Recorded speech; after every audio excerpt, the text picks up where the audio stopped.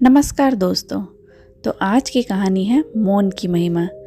पर जब भी हम मौन रहने की सोचते हैं तो हमारा मुंह तो मौन हो जाता है पर मन चलता ही रहता है।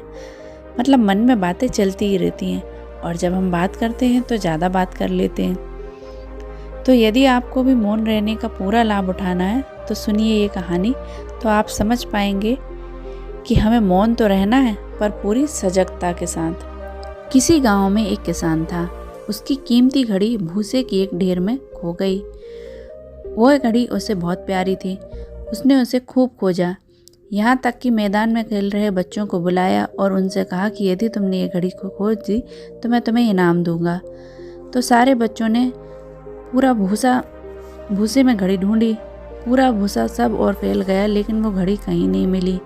अंत में वह थक हार कर बैठने ही वाला था कि एक छोटा बच्चा वहाँ आया। उसने बोला कि मैं आपकी घड़ी ढूंढ सकता हूँ। तो किसान ने पहले तो सोचा कि ये छोटा बच्चा कैसे ढूंढेगा, लेकिन फिर हाँ कर दी। थोड़ी देर बाद देखा कि बच्चा घड़ी लेकर हाजिर था और उसने घड़ी किसान के हाथ पर रख दी। उसने पूछा, तुमने ये कैसे किया?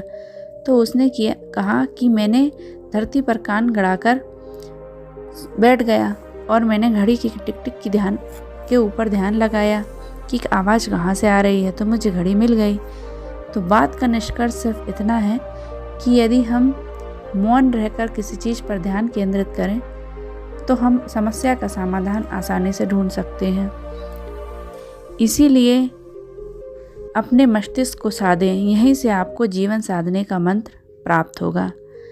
क्योंकि कठिन पलों में आदमी शब्दों या वार्तालाप में उलझ जाता है और भ्रम की स्थिति उभर आती है।